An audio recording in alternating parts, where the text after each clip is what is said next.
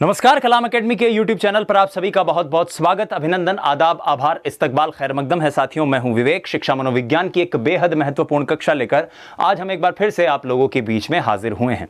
जैसा कि आप जानते हैं, रीट की तैयारी टीम कलाम के साथ इस विशेष प्रोग्राम के अंतर्गत अब हम चौथे चरण में प्रवेश कर चुके हैं। यानी हम आज से रीट का मनोविज्ञान का जो सिलेबस है, जिसमें बाल विकास और पेडागोजी जिसके अंतर्गत आता है, उसमें अंतिम 25% भाग को कवर करेंगे। उन सभी प्रश्नों के जरिए जो प्रश्न रीट में पिछले कई वर्षों में पूछे जा चुके हैं और उनके इर्द गिर्द जो अन्य कॉन्सेप्ट बनते हैं, संप्रत्यय बनते हैं, उनके द्वारा। और जैसा कि आप जानते हैं, आज हम क्रियात्मक अनुसंधान के ऊपर एक परिचर्चा करेंगे। इससे पहले कि आज के इस क्लास की विधिवत शुरुआत की जाए, एक कहानी मेरे दिमाग में आई तो मैं सोच रहा हूं कि वो आप लोगों को सुनाता चलूं आज के इस खूबसूरत सी सुबह में। और क्यों वो कहानी सुना रहा हूं, वो कहानी के अंत में आपको पता चलेगा। ये कहानी शिवाजी महाराज के जीवन की है। कहते हैं शिवाजी महाराज का किला जब दुश्मनों ने हथिया लिया तो उन्होंने कोशिश की उस किले को वापस प्राप्त करने की। 2-3 बार आक्रमण किया दुश्मन पर, लेकिन हर बार निराशा हाथ लगी, हर बार असफल हुए। एक दिन यूं ही जंगल में भटक रहे थे शिवाजी और भटकते भटकते एक कुटिया के पास पहुंचे। उस एक बूढ़ी माई वहां पर रहती थी। वो बाहर निकली और शिवाजी ने कहा कि माई, भूख लग रही है, कुछ खाने को मिलेगा? तो उस बुढ़िया ने कहा कि खिचड़ी बनाई है, आओ खा लो। वो बुढ़िया खिचड़ी लेकर आई। शिवाजी महाराज बहुत भूखे थे। उन्होंने सीधा खिचड़ी के बीच में हाथ लगाया। गर्म खिचड़ी थी, घी गर्म था, उंगलियां जल गई। उन्होंने झट उंगली हाथ से बाहर निकाली और वो बुढ़िया हंसते हुए बोली, अरे बेटा, तू भी हमारे उस भोले राजा, मूर्ख राजा शिवाजी की तरह कर रहा है। शिवाजी, जिनको ये बात पता नहीं थी कि ये पता नहीं था उनको कि उस बुढ़िया ने ये बात किस संदर्भ में कही, क्योंकि बुढ़िया जानती भी नहीं थी कि वो शिवाजी खुद ही हैं। शिवाजी ने कहा, माई, ऐसा कैसे कहा तूने? तो उन्होंने कहा कि तू भी तो बेटा वही कर रहा है जो वो कर रहे हैं। उन्होंने कहा, क्या मतलब? बोले, बेटा, जैसे तू कर रहा है, बीच में खिचड़ी गर्म है, लेकिन किनारों से जो खिचड़ी है वो थोड़ी ठंडी है, तो किनारों से एक एक करके एक निवाला किनारों तक लेता हुआ बीच में पहुंचेगा तू अगर खाते हुए, तो तेरे हाथ नहीं जलेंगे। ठीक इसी प्रकार वो राजा जो सीधे मेन मुख्य किले के ऊपर जाकर आक्रमण कर रहे हैं और हर बार हार रहे हैं, उन्हें क्या करना चाहिए? आसपास के जो छोटे छोटे क्षेत्र हैं, उन क्षेत्रों पर कब्जा करना चाहिए और वहां से अपनी जीत को सुनिश्चित करते हुए मुख्य किले पर पहुंचना चाहिए। कहते हैं शिवाजी महाराज, जो काफी दिनों से भटक रहे थे, निराश थे, इस एक घटना से, इस एक बात से उनको बहुत बड़ी सीख मिली। उन्होंने भोजन किया, माई का धन्यवाद दिया और वहां से निकल गए। और फिर शिवाजी महाराज वो छत्रपति शिवाजी बने जिनकी मिसाल आज तक दी जाती है। ये कहानी मैं आपको इसलिए बता रहा हूं क्योंकि अक्सर विद्यार्थी हमें कमेंट करके, पर्सनल मैसेज करके पूछते हैं कि सर, रीट के पूरे टॉपिक को हम कैसे पढ़ें, पूरे कोर्स को कैसे पढ़ें। तो प्यारे साथियों, हम 1 मई से वही कर रहे हैं। आप देखिए, कहने को अब लग रहा है कि 2.5 महीने से पढ़ रहे हैं, लेकिन आप खुद सोचिए, पिछले 2 महीने से हम जिस प्रकार से अनवरत छोटे छोटे बिंदुओं को, छोटे छोटे संप्रत्यय टॉपिक्स को लेते हुए आज हम यहां तक पहुंच गए कि हम खुद कह सकते हैं कि इस पूरी यात्रा में हम रीट के 75% कोर्स को कवर कर चुके हैं और अब अंतिम 25% कोर्स को कवर करना बाकी है। और यह बात क्रियात्मक अनुसंधान नामक इस टॉपिक पर भी इसलिए लागू होती है क्योंकि यह टॉपिक बेहद सरल है। और ऐसे में यदि ये आपका क्लियर हो जाए, अच्छे से फैक्ट एकदम, इसमें संप्रत्यय एकदम आपके क्लियर, क्रिस्टल क्लियर हो जाएं, तो आप अपने आप से ये वादा कर सकते हैं कि कम से कम 30 नंबर के उस पेपर में मेरा 1 मार्क्स तो 100% आएगा, क्योंकि क्रियात्मक अनुसंधान का क्वेश्चन गलत करने वाला हूं ही नहीं। ऐसा पहले भी जो विद्यार्थी तैयारी कर रहे हैं वो भी करते आए हैं। आपको भी बिल्कुल ऐसा करना चाहिए, क्योंकि 1-1 मार्क्स की फाइट है और उस 1-1 मार्क्स को आपको छीनना पड़ेगा। कोई और आपको वो खैरात में नहीं देगा आपके मार्क्स, क्योंकि वाहिद अली वाहिद खुद ये बात कहते हैं कि कब तक बोझ संभाला जाए, जख्म कहां तक पाला जाए, जख्म कहां तक पाला जाए, युद्ध कहां तक टाला जाए, और तू भी है राणा का वंशज, फेंक जहां तक भाला जाए। तो उस भाले को फेंकिए। आज हम क्रियात्मक अनुसंधान की चर्चा करेंगे। इससे पहले कि हम इसके सवाल करें, कुछ महत्वपूर्ण संप्रत्यय देखें। 3 प्रश्न हैं और इन तीनों प्रश्नों के अगर आपको स्वाभाविक सहज भाषा में उत्तर समझ में आ जाए तो क्रियात्मक अनुसंधान का कोई सवाल आपका गलत नहीं होने वाला है। पहला प्रश्न कि अनुसंधान क्या होता है। दूसरा प्रश्न, मैं परिभाषाओं की बात नहीं कर रहा हूं, मैं समझने की बात कर रहा हूं, मैं लिटरेसी की बात नहीं कर रहा हूं, शिक्षा की बात कर रहा हूं। अनुसंधान क्या है, नंबर 1। क्रियात्मक अनुसंधान क्या है, नंबर 2। और नंबर 3 की रीट के विद्यार्थी के रूप में नहीं, लेकिन एक शिक्षक के रूप में मुझे क्रियात्मक अनुसंधान क्यों पढ़ना चाहिए, क्या मेरे लिए वो मददगार साबित होगा मेरी सर्विस के दौरान? इन तीनों प्रश्नों के अगर आपको उत्तर मिल गए तो आप क्रियात्मक अनुसंधान का कोई भी सवाल अपनी परीक्षा में गलत नहीं करेंगे। तो सबसे पहले अनुसंधान शब्द के ऊपर चलते हैं कि अनुसंधान होता क्या है। देखिए, कुक का एक स्टेटमेंट है कि आप किसी तथ्य की प्राप्ति के लिए, किसी प्रॉब्लम को सॉल्व करने के लिए, कि किसी नए ज्ञान के अर्जन के पर्पस के लिए, उसके कारण अपनी जो बुद्धि है, अपने जो संगोपांग है, उनका इस्तेमाल करके कोई खोज करें। वो खोज क्या कहलाती है? वो खोज अनुसंधान कहलाती है। फिर क्रियात्मक अनुसंधान या एक्शन रिसर्च क्या है? तो स्टीफन एम कोरे ने इसके ऊपर काफी ज्यादा रिसर्च करी और उन्होंने इसके ऊपर काफी विस्तृत बातें कही। हालांकि इसकी जो हम जब बात करते हैं कि ये कहां से उत्पन्न हुआ या कौन से देश में हमें ये देखने को मिलता है, तो अमेरिका में सबसे पहले इसकी बात हुई। कॉलियर ने द्वितीय विश्व युद्ध के दौरान मित्र राष्ट्रों की मदद के लिए ऑपरेशनल रिसर्च नाम की एक चीज इजाद की और वहां से धीरे धीरे एक्शन रिसर्च नाम की एक चीज अस्तित्व में आई। हालांकि हमारे लिए वो इतनी ज्यादा महत्वपूर्ण नहीं है, हम इसके क्रियात्मक पक्ष को ही समझते हैं। और इसे समझने के लिए सबसे ज्यादा जरूरी इस वक्त जो आप अपनी स्क्रीन पर देख रहे हैं वो डेफिनेशन है जो स्टीफन एम कोरे साहब की दी हुई है, क्योंकि कोरे साहब वो व्यक्ति हैं जिन्होंने सबसे ज्यादा क्रियात्मक अनुसंधान यानी एक्शन रिसर्च के ऊपर खुद अनुसंधान किया। वो कहते हैं कि एक प्रक्रिया यानी एक प्रोसेस, एक एक शब्द को हम तोड़ेंगे तब जाकर हमें क्रियात्मक अनुसंधान अच्छे से समझ में आएगा। वो प्रक्रिया जिसके द्वारा अभ्यासकर्ता कौन? वो व्यक्ति जो रिसर्च कर रहा है, अपने निर्णय एवं क्रियाओं का मार्ग निर्देशन, जो भी वो क्रिया कर रहा है, जो भी वो कार्य कर रहा है, जो भी एक्शंस वो ले रहा है, उनका मार्ग निर्देशन, उनका दिशा निर्देशन कि वो किस दिशा में जा रहे हैं, संशोधन, अगर वो गलत हैं तो उनके ऊपर किसी किस्म का संशोधन करके उनको ठीक करना, और मूल्यांकन, न सिर्फ उन्हें ठीक करना बल्कि उन्हें इवैल्यूएट भी करना कि जिस लक्ष्य की मैं प्राप्ति कर रहा हूं उस प्राप्ति के दृष्टिकोण से वो कितने सही हैं, कितने गलत हैं। इन सबको करने के लिए यदि अपनी समस्याओं का वैज्ञानिक ढंग से अध्ययन करने का प्रयास करता है तो वही प्रक्रिया क्या कहलाती है? आपकी क्रियात्मक अनुसंधान या एक्शन रिसर्च या क्रियात्मक शोध। फिर से दोहराता हूं, इस परिभाषा को अच्छे से आप याद कर लीजिए, रट लीजिए अगर रट सकें तो। बाकी मैं हमेशा रटने का विरोधी रहता हूं। मैं कहता हूं कि इसे समझिए, अपनी निजी भाषा से, अपनी निजी अनुभवों के जरिए से समझने की कोशिश कीजिए कि वो प्रक्रिया जिसके द्वारा अभ्यासकर्ता अपने निर्णय और क्रियाओं का मार्ग निर्देशन, संशोधन और मूल्यांकन करने के लिए अपनी समस्याओं का वैज्ञानिक ढंग से अध्ययन करता है। अध्ययन किस चीज का कर रहा है? कॉस्मोस का अध्ययन नहीं कर रहा है, वो आपके मिल्की वे का अध्ययन नहीं कर रहा है, वो ब्लैक होल का अध्ययन नहीं कर रहा है, वो अध्ययन ये नहीं कर रहा है कि जमीन के कितने फुट नीचे तक ना कोर का निर्माण होता है, मेंटल का निर्माण होता है, या फिजिक्स का कोई मैं कॉन्सेप्ट याद कर लूं। वो अपनी समस्याओं का अध्ययन कर रहा है, जो उसकी खुद की समस्याएं हैं, लेकिन अध्ययन वैज्ञानिक ढंग से कर रहा है। ऐसी चीजें क्या कहलाती हैं? आपकी क्रियात्मक अनुसंधान के अंतर्गत आती हैं। फिर हार्ट और गुड ने भी एक बात कही। यह कहते हैं कि क्रियात्मक अनुसंधान उस कार्यक्रम का अंश होता है जिसका लक्ष्य विद्यमान अवस्था को परिवर्तित करना है। तो इन दोनों परिभाषाओं के अगर हम क्रक्स में जाएं तो हम एक बात तक पहुंचते हैं।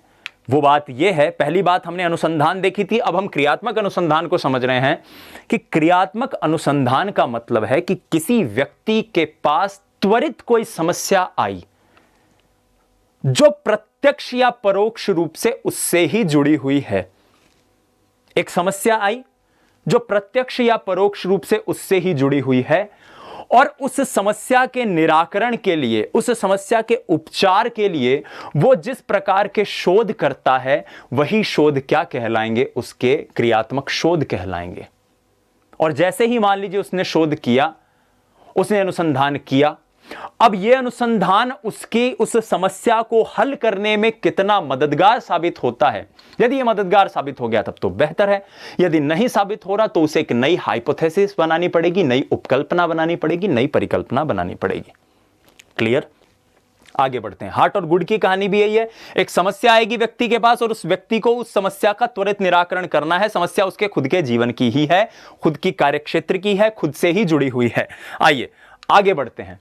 अब स्टीफन एम कोरे, क्योंकि तीसरी बात मैंने बताया था, आज के कक्षा में आपको 3 चीजों की बात जाननी जरूरी है। अनुसंधान हमने समझा, क्रियात्मक अनुसंधान हमने समझा, और एक शिक्षक के लिए क्यों आवश्यक है, क्योंकि आप भी शिक्षक बनने का सपना दिल में सजाए बैठे हैं।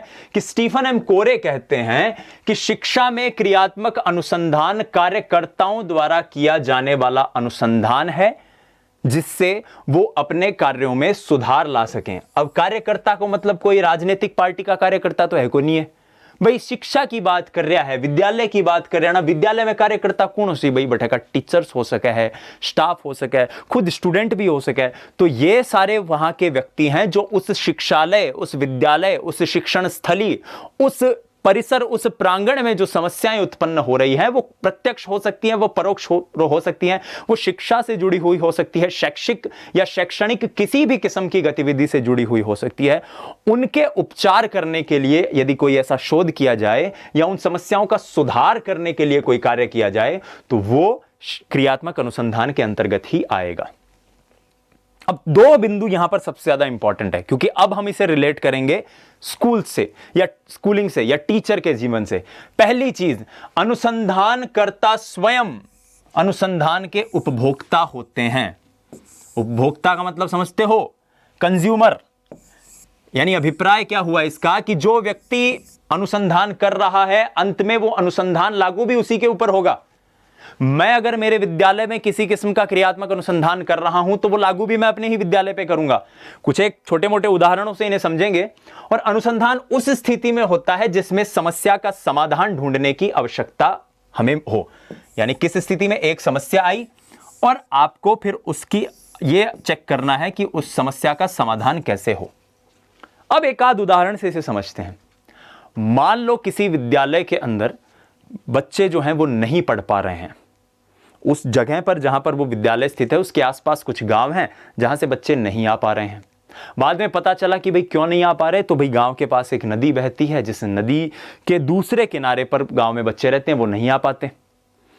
तो आपके जो विद्यालय के जो व्यक्ति लोग हैं, जो भी साथी लोग हैं, वो ये एक निर्णय ले कि एक नाव की व्यवस्था करवा दी जाए। या जैसे इसको आप अपने आसपास समझ सकते हो, किसी विद्यालय में बच्चे नहीं आते तो आप कहते हो कि भाई फला गांव के बच्चे नहीं आ पा रहे, टाइम पर नहीं पढ़ पा रहे, तो उनके लिए एक बस की व्यवस्था कर दी जाए, एक तरीका। या फिर हम इसे ऐसे समझ सकते हैं कि एक विद्यालय में एक शिक्षक हैं, गणित के शिक्षक हैं, बच्चों को पढ़ाते हैं लेकिन बच्चों को समझ में नहीं आता।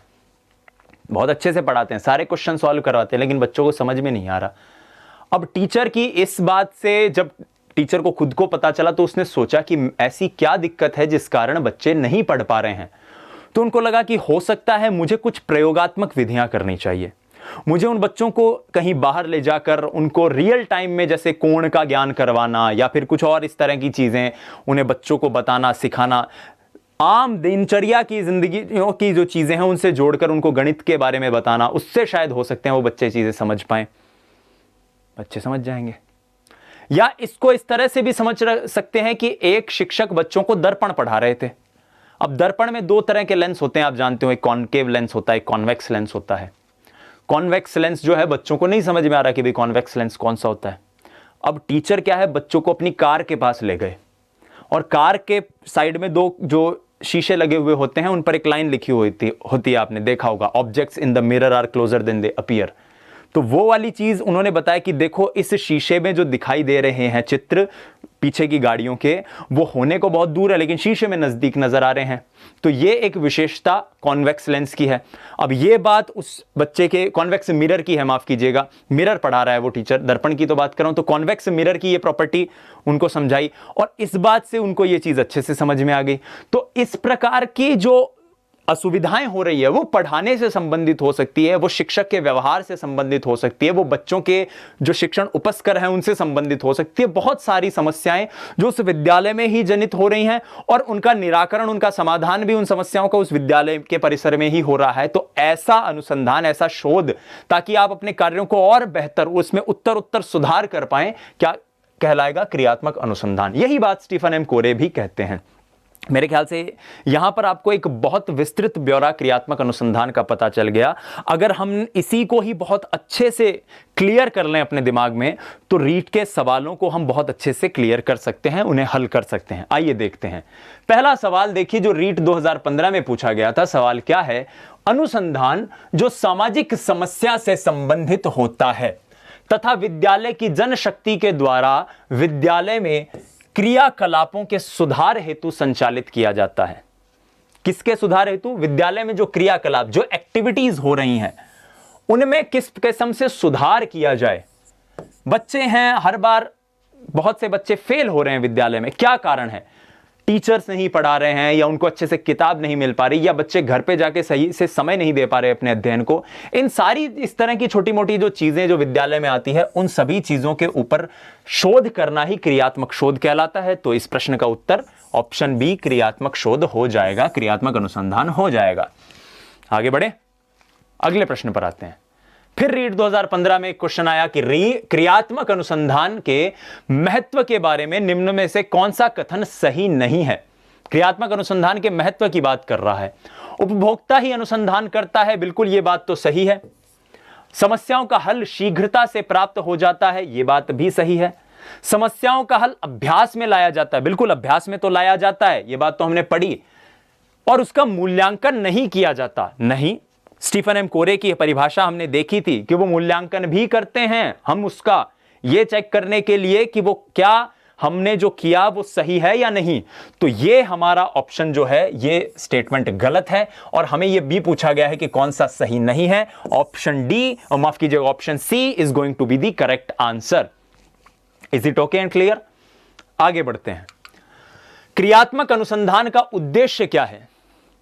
क्या उद्देश्य है? हमने कुछ भी नहीं याद रखना। विद्यालय में कोई समस्या आई, उसको सुधारना है, दैट्स इट। हमें कोई रिसर्चर, पीएचडी स्कॉलर नहीं बनना है।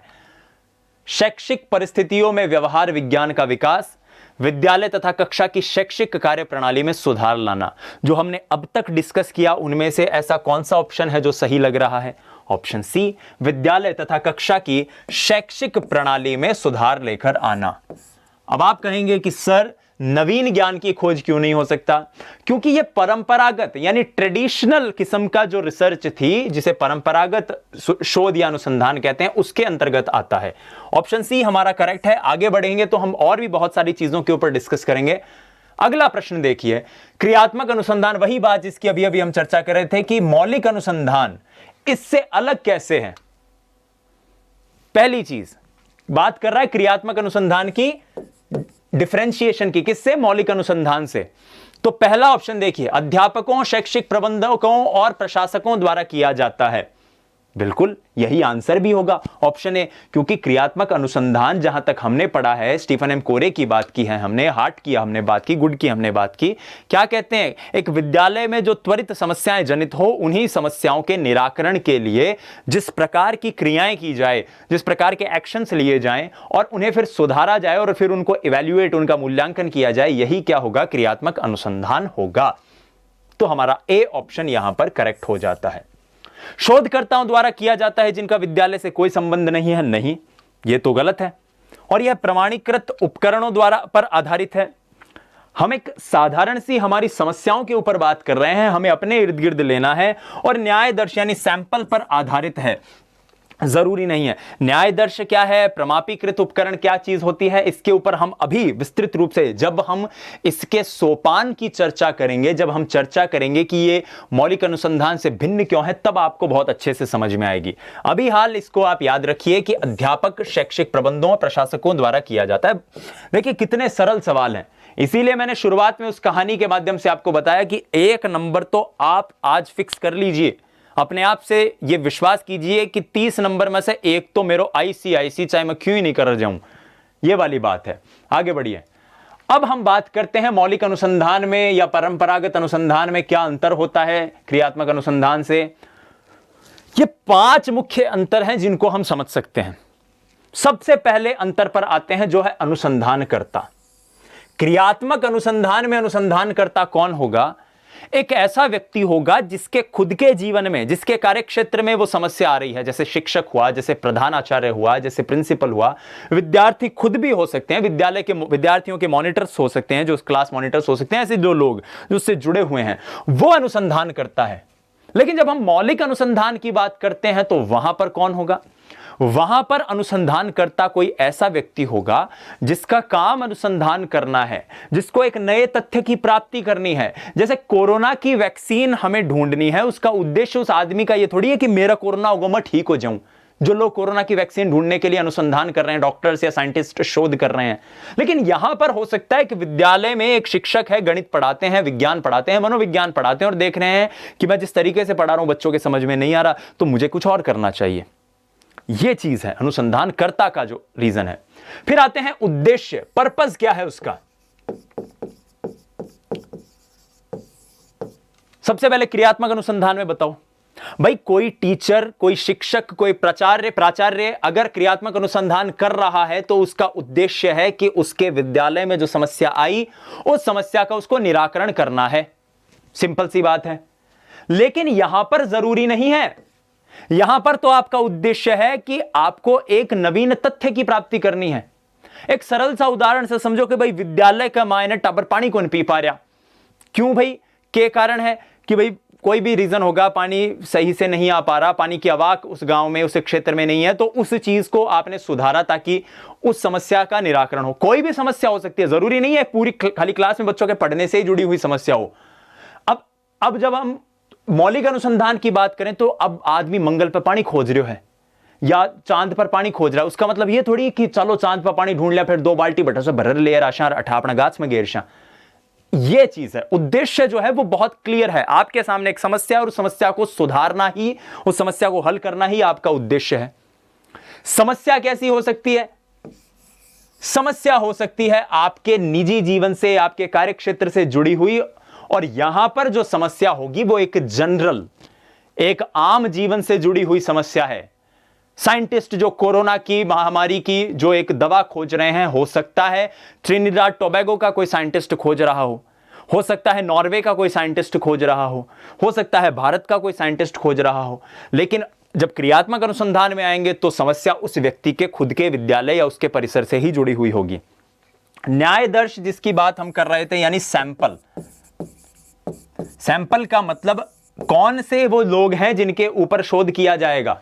बहुत छोटी सीमित संख्या है। एक विद्यालय, उसके अंदर एक कक्षा जिसमें मान लो 20 बच्चे बैठे हुए हैं, तो उन 20 बच्चों को समझ में नहीं आ रहा तो आपने एक तरीका अप्लाई किया, उससे उन्होंने बच्चों को वो चीज समझा दी। जैसे लिंग्विस्टिक इंटेलिजेंस की जब हमने बात की थी तो मैंने आपको 2-4 भाषाएं समझाई, तो आपको समझ में आ गया कि इस प्रकार की लिंग्विस्टिक इंटेलिजेंस हो सकती है। तो जरूरी थोड़ी है जब आप मौलिक अनुसंधान में आएंगे तो आप जब करेंगे तो आपके पास एक बहुत बड़ा स्पेस होगा, आपको बहुत बड़े जनक्षेत्र पे बात करनी होगी।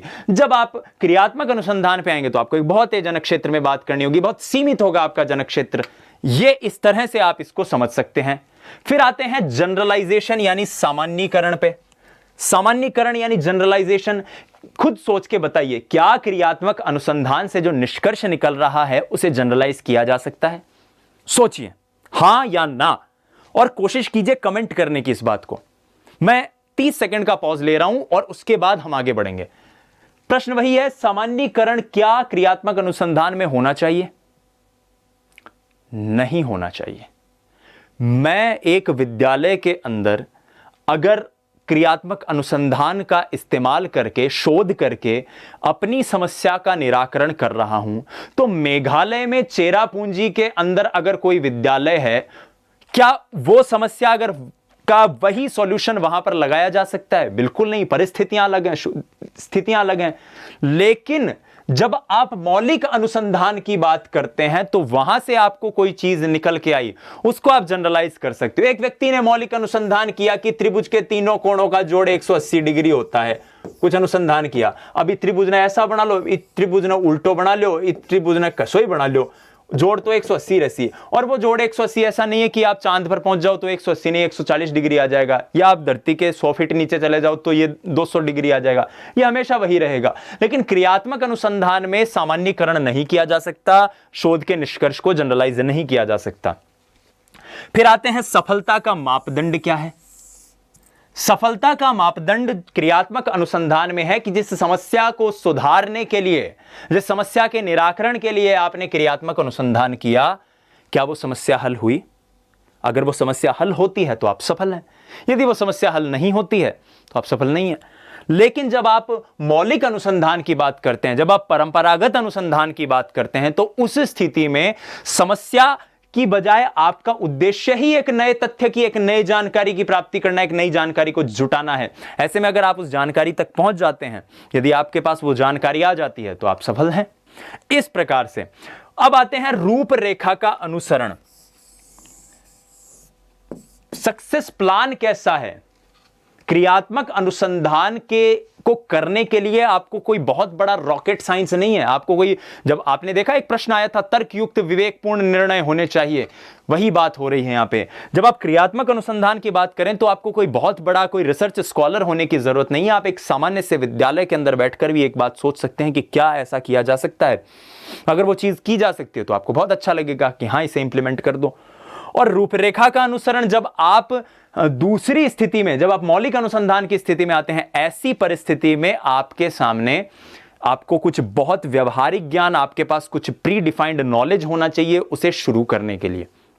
ठीक इसी प्रकार यदि कोई परिवर्तन करना हो तो बहुत लचीली व्यवस्था होती है क्रियात्मक अनुसंधान में, आप जब चाहें उसमें परिवर्तन कर सकते हैं। लेकिन जब आप मौलिक अनुसंधान की बात करेंगे तो आपके लिए परिवर्तन करना किसी निर्णय को या किसी स्टेप को इतना आसान नहीं होता है। इस प्रकार से आप क्रियात्मक अनुसंधान और मौलिक अनुसंधान के अंदर अंतर देख सकते हैं। आगे बढ़ते हैं, प्रश्न को देखते हैं। निम्नलिखित में से कौन सा क्रियात्मक अनुसंधान के या क्रियात्मक शोध से संबंधित नहीं है? क्रियात्मक शोध सिद्धांत निर्माण में सहायक होता है। बोलो, कोई सिद्धांत बनाना हमारा उद्देश्य थोड़ी है, नहीं ना? गलत। यह व्यवहारिक समस्या के समाधान में सहायक होता है, बिल्कुल होता है। चिंताजनक त्वरित समस्या के ऊपर यह केंद्रित होता है, बिल्कुल होता है। रचनात्मक प्रतिक्रिया देता है, जैसे उद्देश्य और प्रणाली में खुला परिवर्तन। हमने हार्ट का जो एक स्टेटमेंट देखा था ना, परिवर्तन करना, खुला परिवर्तन, कोई चेंज, कोई समस्या आई, उसको बदलना है, बिल्कुल। और क्वेश्चन क्या पूछ रहा है? कौन सा संबंधित नहीं है? तो ऑप्शन ए हमारे प्रश्न का उत्तर हो जाएगा। क्रियात्मक शोध सिद्धांत निर्माण में सहायक नहीं होता। ठीक है, आगे बढ़ते हैं। क्रियात्मक अनुसंधान के संबंध में निम्न में से कौन सा कथन सही नहीं है? फिर अगला प्रश्न कह रहा है कौन सा कथन सही नहीं है। यह अध्यापकों और शिक्षा व्यवसाय से जुड़े हुए लोगों द्वारा किया जाता है, यह तो सही कथन है। किसी विशिष्ट समस्या के समाधान के लिए किया जाता है, यह भी सही कथन है। व्यापक स्तर पर निर्णय लेने के लिए सूचना संकलन का कार्य इससे किया जाता है कि हाँ भाई, तुम्हारी स्कूल में भी क्या हो रहा है, इस स्कूल में भी क्या हो रहा है, सबकी स्कूल के अंदर एक निर्णय ले लो, फिर उसको जनरलाइज कर दो। जबकि हमने देखा था कि सामान्यकरण या जनरलाइजेशन तो इसमें होता ही नहीं है, और होता है तो बहुत छोटे स्तर पर होता है। तो इसलिए यही हमारे प्रश्न का उत्तर है, क्योंकि यह स्टेटमेंट गलत है, नहीं पूछ रहा है। स्थानीय स्तर पर रोजमर्रा की समस्याओं के समाधान के लिए क्रियात्मक अनुसंधान किया जाता है, बिल्कुल। आम समस्याएं जो आ रही हैं, हमने कुछ समस्याओं के जरिए भी इसे समझने की कोशिश की, उन्हीं में सुधार करने के लिए क्रियात्मक अनुसंधान किया जाता है। तो यह स्टेटमेंट भी सही है। तो ये तीन स्टेटमेंट सही है, लेकिन ये वाला जो तीसरा स्टेटमेंट, सी ऑप्शन जो है वो गलत है, नहीं पूछा गया है, इसलिए यही हमारे प्रश्न का उत्तर हो जाएगा। आगे बढ़ते हैं अगले प्रश्न पे, और उससे पहले एक बार देख लेते हैं क्रियात्मक अनुसंधान के सोपान क्या हैं। सोपान यानी वो कौन से चरण, वो कौन सी सीढ़ियां हैं जिन पर चलकर आप क्रियात्मक अनुसंधान कर सकते हैं, या आप करेंगे, या आप जब एक शिक्षक बन जाएंगे तो। समस्या की पहचान व परिभाषीकरण, एक शिक्षक या एक विद्यालय के से जुड़ा हुआ जो व्यक्ति है, उसकी सबसे पहली आवश्यकता क्रियात्मक शोध या क्रियात्मक अनुसंधान करने की है कि आपको यह पता होना चाहिए कि आपके पास समस्या क्या है और वो किस प्रकार की समस्या है। उसके बाद आपको चाहिए कि उस समस्या से संबद्ध जो कारण हैं, किन कारणों से वो समस्या उत्पन्न हो रही है। मान लो विद्यालय में गणित विषय के अंदर बच्चे अच्छे से परफॉर्म नहीं कर रहे, टीचर बहुत अच्छा पढ़ा रहे, बहुत प्यार से पढ़ा रहे हैं, उसके बावजूद बच्चे नहीं पढ़ पा रहे, तो आप सोचिए कि क्या क्या कारण उसके हो सकते हैं। उन कारणों को आपको पता करना है। अब यह जो सबसे इंपॉर्टेंट स्टेज होती है, क्रियात्मक परिकल्पना का निर्माण। परिकल्पना का मतलब होता है हाइपोथेसिस।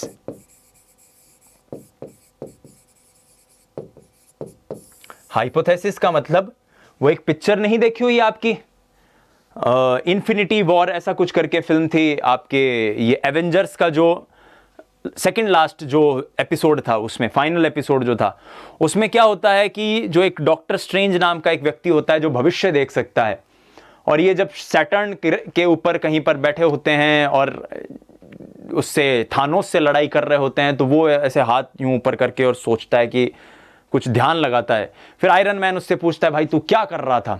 बोला, मैं एनालाइज कर रहा था कि कितने ऐसे तरीके हैं जिनसे हम थानोस से लड़ सकते हैं। फिर कहा, तूने क्या पता किया? बोले, मैंने पता किया कि कुछ 14 लाख कुछ तरीके हैं जिनसे हम लड़ सकते हैं। फिर कहा, भाई जीतेंगे किसमें? बोले, एक तरीका है उसमें जीत सकते हैं। याद है, एक बहुत प्यारा दृश्य है, वो देखिएगा आप उसे। तो यहां भी हमें वही करना है, समस्या पहचान ली, समस्या के कारण पहचान लिए, अब उन कारणों के निराकरण के लिए आपको उपकल्पना या परिकल्पना या हाइपोथेसिस बनानी है कि कितने तरीकों से आप उसे सुधार सकते हैं। जैसे मान लो गणित की हम बात कर रहे थे, विद्यालय में एक समस्या, बच्चे गणित नहीं पढ़ रहे, कारण हमने चेक किया कि कारण यह है कि बच्चों को गणित समझ में नहीं आ रही। बच्चों से पूछा, बच्चों ने कहा जी गुरुजी समझ में को नहीं आ रही। अब वो समझ में क्यों नहीं आ रही, इस पर बात करें। तो अव्वल तो उसके जो सुधारने के लिए जो परिकल्पना है, तो पहली तो ये हो सकती है कि उन बच्चों को और होमवर्क दिया जाए। दूसरा, उन बच्चों के लिए गणित की एक्स्ट्रा क्लास लगा दी जाए। तीसरा हो सकता है कि गणित के टीचर को बदल दिया जाए। चौथा हो सकता है गणित के पाठ्य पुस्तकों को बदल दिया जाए। पांचवा हो सकता है कि बच्चों को किसी अलग माहौल में, प्रकृति में कहीं बाहर ले जाया जाए, गार्डन में बिठा के पढ़ाया जाए। छठा हो सकता है उनको गणित पढ़ाई नहीं जाए, बोला छोड़ो रे, के पढ़ी है गणित का मायने, पढ़ाई को नहीं आता। तो ये भी एक कारण तो है ही, भाई गणित की समस्या को आपने जड़ से उखाड़ फेंका, ये भी एक तरीका हो सकता है। तो इस प्रकार से आपने परिकल्पनाएं बनाई, हाइपोथेसिस बनाई, और अब आप निर्णय ले रहे हैं कि किस प्रकार से आपको उनका निराकरण करना है। अब परिकल्पना परीक्षण के लिए अनुसंधान की रूपरेखा तैयार करना। रूपरेखा का मतलब है आप किस विधि से, किस तरीके से आप उस अनुसंधान को कर रहे हैं। आपने या तो हो सकता है ऐसे ग्रुप बना लिए कि इतने ग्रुप पर तो हम ये टेस्ट करेंगे। ऐसा होता है ना, ए ग्रुप पर जब हमने बांडुरा का कथन पढ़ा था, तो बांडुरा जब वो बॉब डॉल एक्सपेरिमेंट करते हैं, तो हमने ये पढ़ा था ना कि 3 ग्रुप बच्चों के ले लिए। एक बच्चे को दिखाया, वो डॉल को मार रहे थे, उसको फिर पुरस्कार दिया गया। एक बच्चे का ग्रुप था जो जिसमें बच्चों को वीडियो दिखाई गई कि उस डॉल को मारा और उसे डांट दिया गया।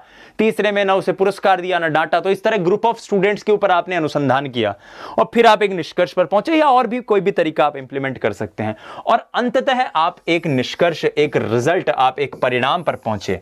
न सिर्फ आपको परिणाम पर पहुंचना है, बल्कि आपको यह भी देखना है कि इस उचित परिकल्पना, मान लो परिकल्पना 1 का रिजल्ट कुछ आया, बी का रिजल्ट कुछ आया, 3 का रिजल्ट कुछ आया।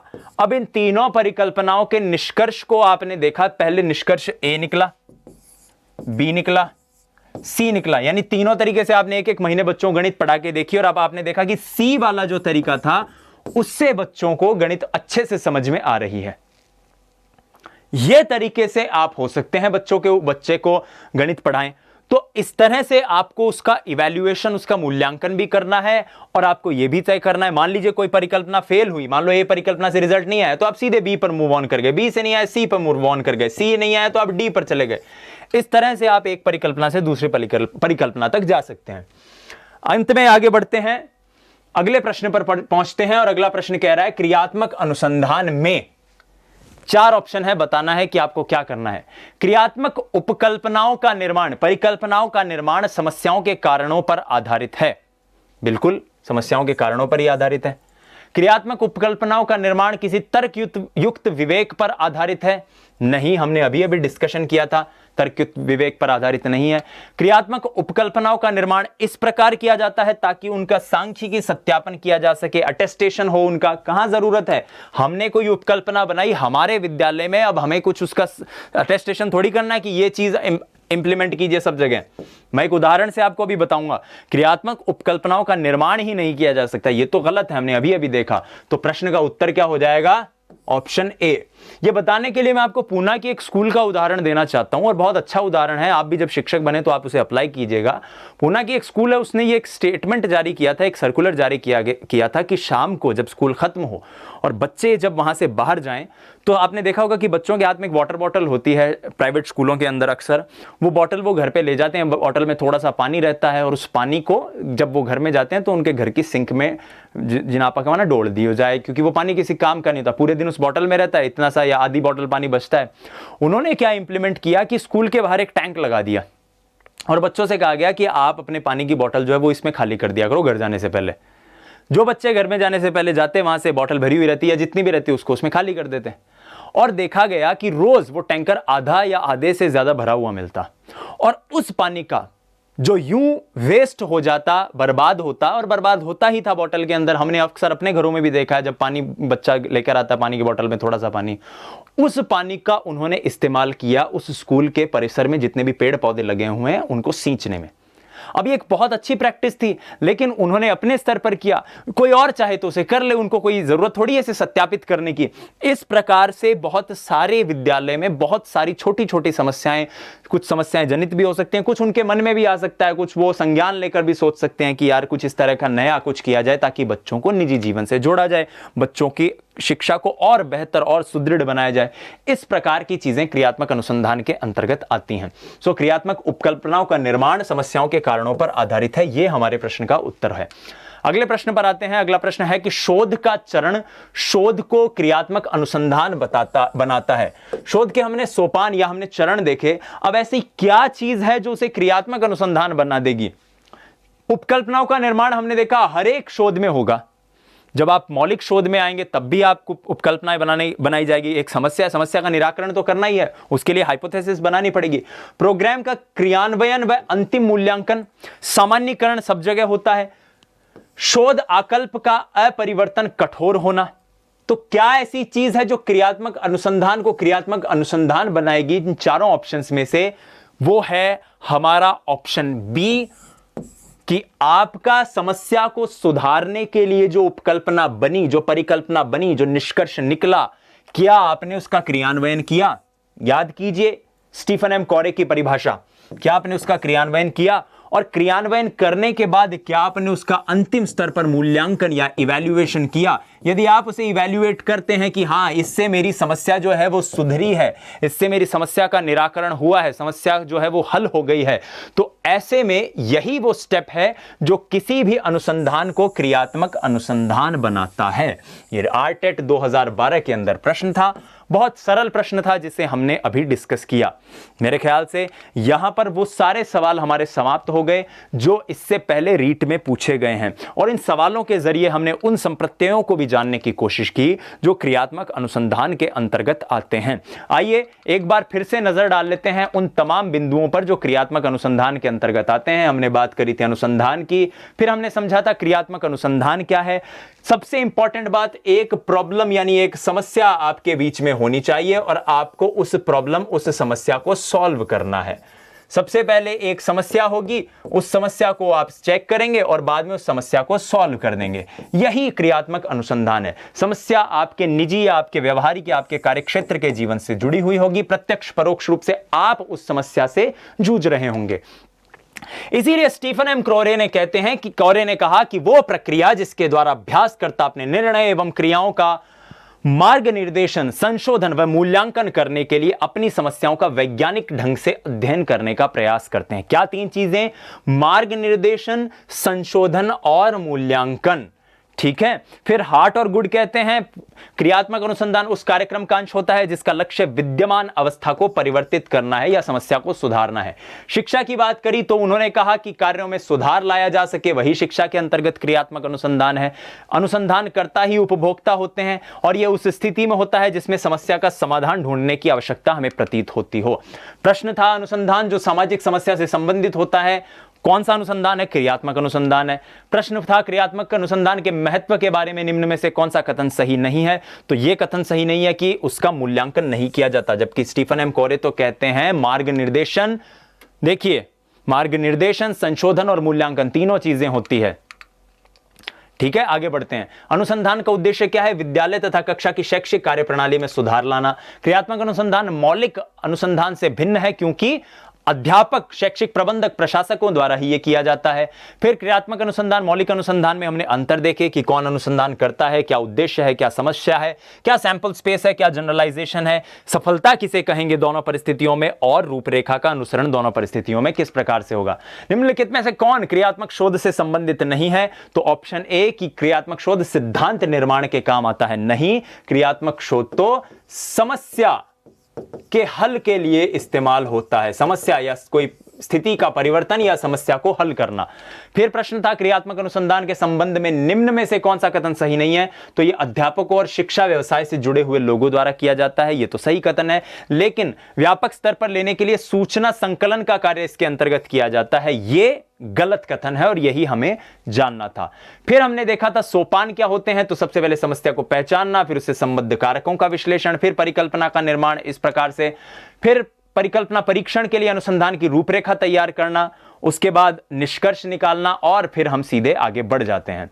क्रियात्मक अनुसंधान में हमने देखा था क्रियात्मक उपकल्पनाओं का निर्माण समस्याओं के कारणों पर आधारित है, यही कथन हमारा सही है। उपकल्पनाओं का निर्माण किसी तर्कयुक्त विवेक पर आधारित नहीं होता, आपकी जैसी समस्या है वैसा आप उसके लिए उपकल्पना या परिकल्पना या हाइपोथेसिस बना सकते हैं। उपकल्पनाओं का निर्माण इस प्रकार किया जाता है कि उनका सांख्यिकी सत्यापन किया जा सके, नहीं, बिल्कुल नहीं। उपकल्पना का निर्माण ही नहीं किया जा सकता, वो तो देखता ही गलत कर दे जो, ठीक है। शोध का चरण शोध को क्रियात्मक अनुसंधान कब बनाता है, जब प्रोग्राम का क्रियान्वयन और अंतिम स्तर पर मूल्यांकन हो। स्टीफन एम कोरे की परिभाषा याद कीजिए। ये थे आज के प्रश्न जिन्हें हमने डिस्कस किया। मैं उम्मीद करता हूं ये लेक्चर, ये सेशन, ये सत्र आपको पसंद आया होगा। शिक्षा मनोविज्ञान से जुड़ी हुई अन्य वीडियोस और बाकी टॉपिक की वीडियोस भी आप हमारी प्लेलिस्ट पर जाकर देख सकते हैं। मैं उम्मीद करता हूं आपकी तैयारी बहुत अच्छे स्तर पर चल रही होगी। फिर मिलेंगे अगले लेक्चर में, अगले सत्र में एक अन्य टॉपिक के साथ। तब तक के लिए स्वस्थ रहिए, मस्त रहिए और अपनी रीट की तैयारी में व्यस्त रहिए। धन्यवाद। जय हिंद, वंदे मातरम।